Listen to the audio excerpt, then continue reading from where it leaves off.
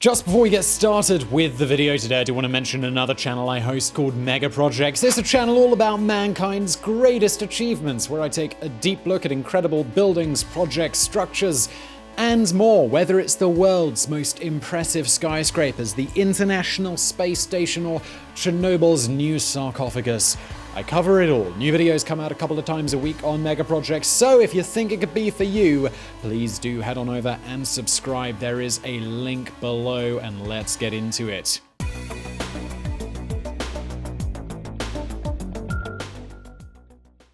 I am Darius the Great, King of Kings, King of countries containing all kinds of men, King in this great earth far and wide. By the favor of Ahura Mazda, these are the countries which I seized outside of Persia. I ruled over them, they bore tribute to me, they did what was said to them by me, they held my law firmly. Media, Elam, Parthia, Arya, Bactria, Sogdia, Chorasmia, Dragiana, Arachosia, Satagidia, Gandhara, India, the Hamor-drinking Scythians, the Scythians with pointed caps, Babylonia, Assyria, Arabia, Egypt, Armenia, Cappadocia, Lydia, the Greeks, the Scythians across the sea, Thrace, the sun hat-wearing Greeks, the Libyans, the Nubians, the men of Macha, and the Carians. Those are the words of Darius the Great that are inscribed on his tomb. He might have been a true Achaemenid who saved Persia from an impostor, or he might have been a usurper who carefully constructed a narrative to portray himself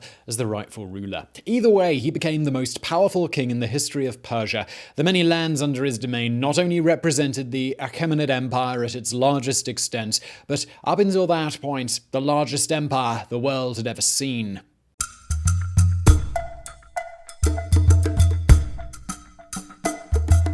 While information regarding Darius's early life is spotty at best, we know that he was born circa 550 BC, the oldest son of Hystaspes and Rhodagun. His father was a powerful man serving as a satrap of Bactria. Satrapies were semi-autonomous regions that King Cyrus the Great employed in order to maintain control over his vast Achaemenid empire. Therefore, the duties and powers of a satrap were similar to those of a governor. One of the main sources for the lineage of Darius is the Behistun inscription, a large rock relief carved straight into the mountains during his reign.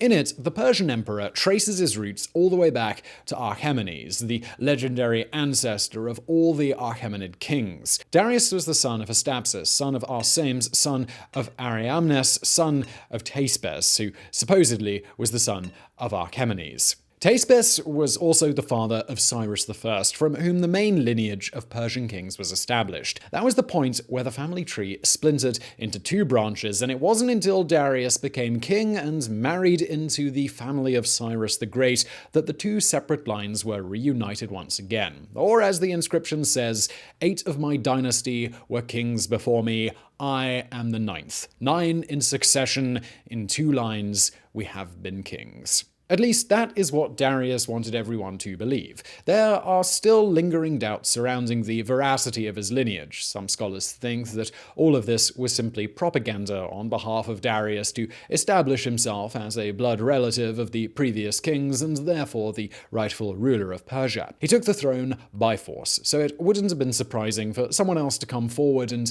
challenge his claim. There are a few inconsistencies, such as there being almost no mention of Archaemenes before Darius's reign. Propaganda or truth, Darius's strategy paid off. Besides commissioning the Behistun inscription, he also married not 1, not 2, but 3 of Cyrus's female family members. 2 daughters named Atossa and Artiston, and a granddaughter named Parmes.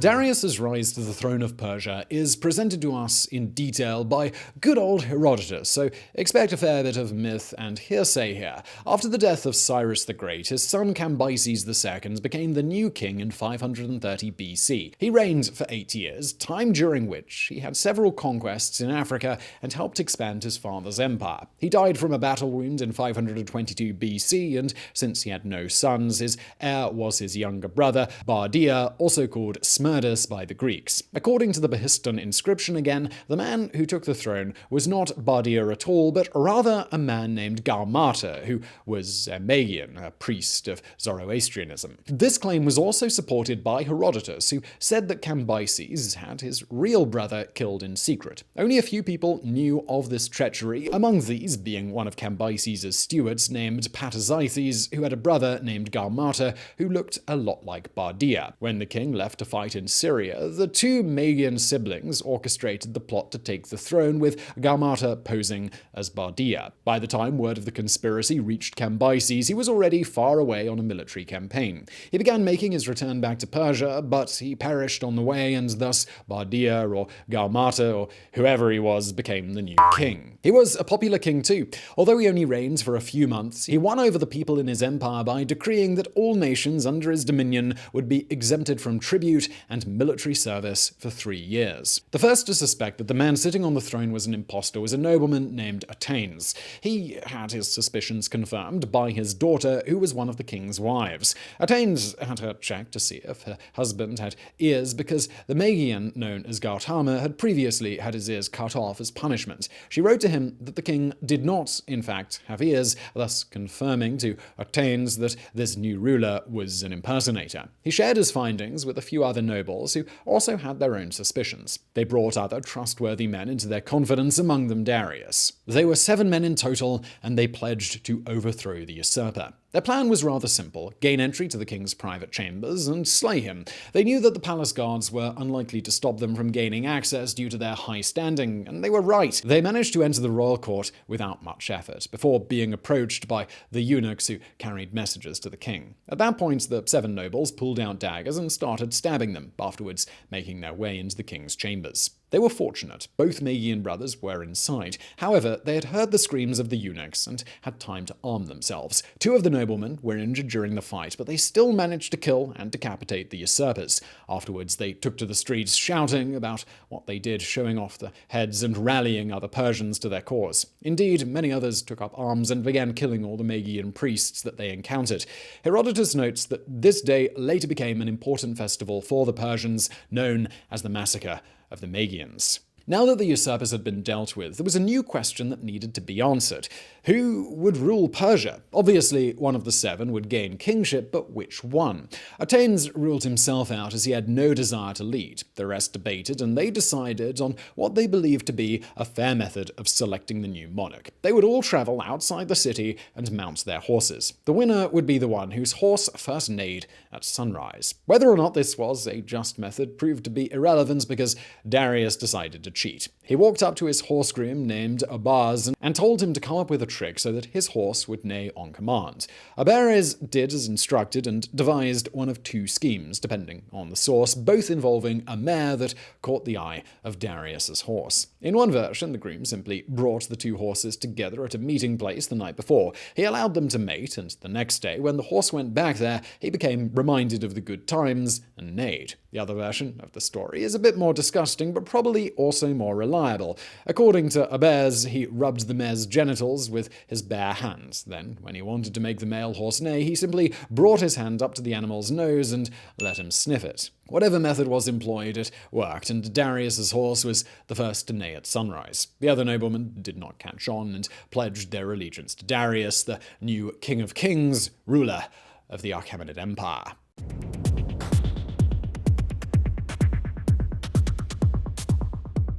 Darius may have had the support of the other major nobles of Persia, but that did not mean that the general population was as willing to embrace him. Remember, the king who came before him just promised them all 3 years without tribute. Not only did Darius rescind that promise, but he made the tributes harsher. Herodotus mentions that the 2 previous Achaemenid kings, Cyrus and Cambyses, both took their tributes in the forms of gifts, each satrapy giving how much they thought appropriate. Darius established a fixed annual tribute for each of his 20 satrapies in his empire to be paid in either gold or silver. That's why they called Cyrus the Father, because he was merciful and cared for their well-being, Cambyses the Master, because he was harsh and arrogant, and Darius the Huckster, because he always sought to make a profit out of everything. Unsurprisingly, many of the people of the Achaemenid Empire rebelled against Darius. Fortunately for him, though, he did have the Persian army behind him, and he was able to deal with these results in the first couple of years of his rule. Again, it's the Behistun inscription that provides us with detail, as Darius also used it to brag about all the accomplishments that he had during his reign. He mentions 9 lying kings from different parts of the empire who all rose against him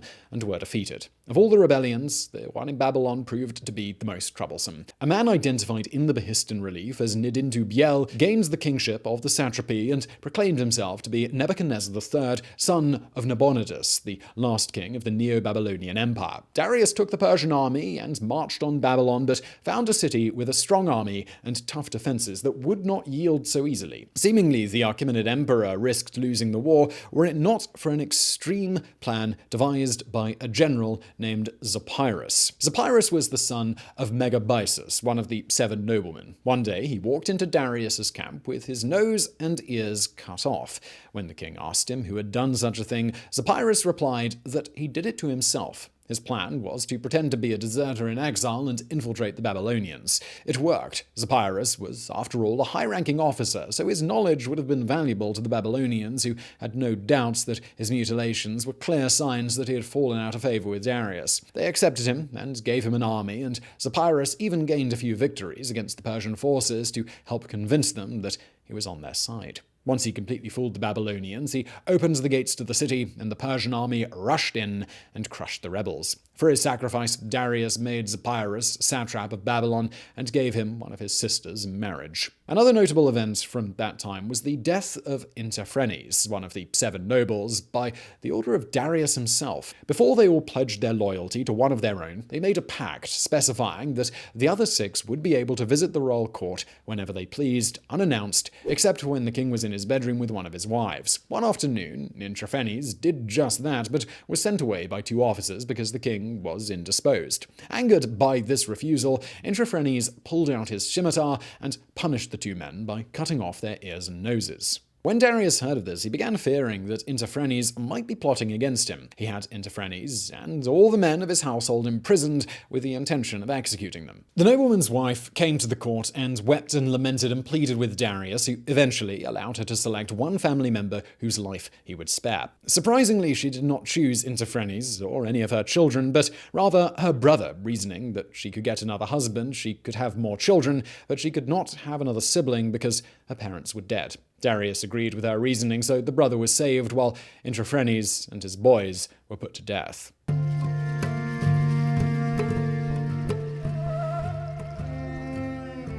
The military victories were what brought Darius renown, but he also applied new policies to improve the internal structure of his empire. We already mentioned that he established new satrapies and instituted a more well-defined taxing system, but he also introduced coins which became the monetary standard in Persia. They were called Daric and Siglos, the former being gold and the latter silver. Up until that point, the empire still used the coins they had adopted from the Lydians under King Croesus. Darius also developed a network of roads called the Royal Road to facilitate faster travel and communication throughout the Achaemenid Empire. In addition to the roadways, this ancient highway also had numerous caravanserais, which were outposts on the side of the road where travelers could eat, sleep, and change horses. In the case of couriers, they could also pass on their cargo to someone else who would finish their journey while they rested and waited for another courier to come along with a new package. Moreover, those who were traveling on behalf of the Persian government, like couriers and inspectors, were granted a form of passport which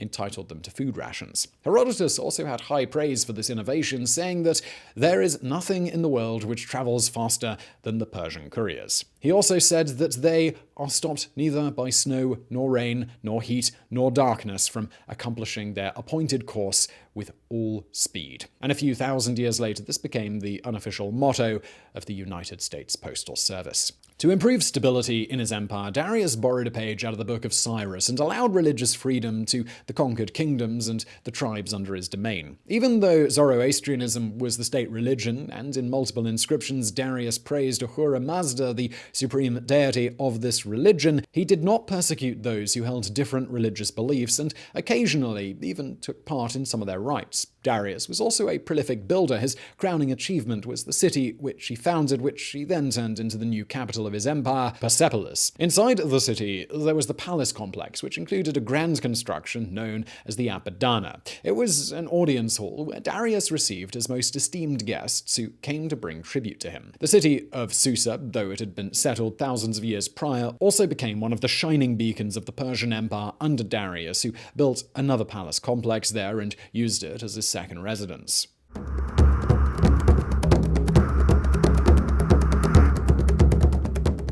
Dealing with rebellions was a necessary step when taking the throne by force and ruling a large territory. But what made Darius go down in history were the conquests he made in order to add to the Achaemenid Empire. His first acquisition of note was the Indus Valley region in the Indian subcontinent sometime around 518 BC. This was a military campaign initially started by Cyrus, who made some minor successful incursions in the area and conquered several tribes west of the Indus River, which he organized as the province of Gandhara. Its exact status at that time is relatively uncertain because Darius took the credit for officially establishing it as a satrapy of the empire in 518. He also continued further into the region and conquered an additional province identified as Hidush. Its exact location is unknown, but it likely corresponded to parts of modern-day Punjab and the central Indus basin. Darius's next major conflict involved one of Cyrus's enemies, the Scythians. The original war went decidedly against the Persians. It was, after all, Queen Tamiris, leader of a Scythian nation called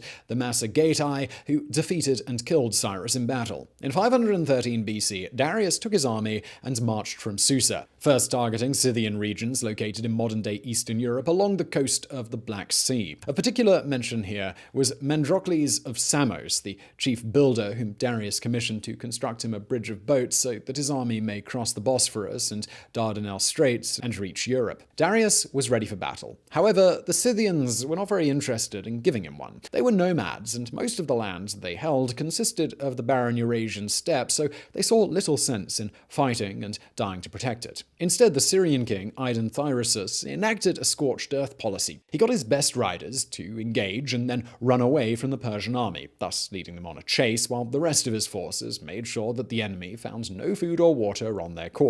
The Scythians also asked their allies for help, but most of them refused, so in return the Scythian army began traveling without permission through their lands, towing the Persians after them. The goal here was to force their now former allies to either flee or fight. This strategy proved incredibly frustrating to Darius. At one point, he sent a message to the Scythian king demanding that he either stand and fight or surrender and pay tribute.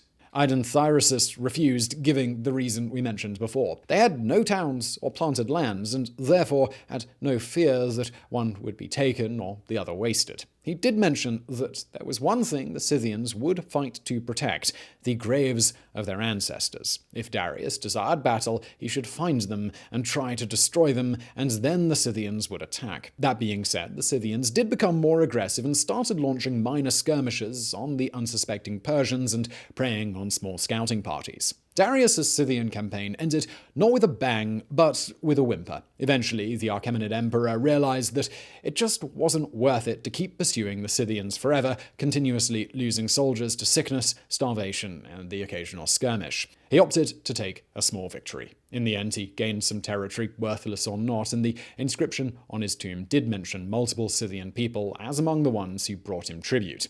He also destroyed most of their alliances, so the nomadic nation lost some of its power and prestige.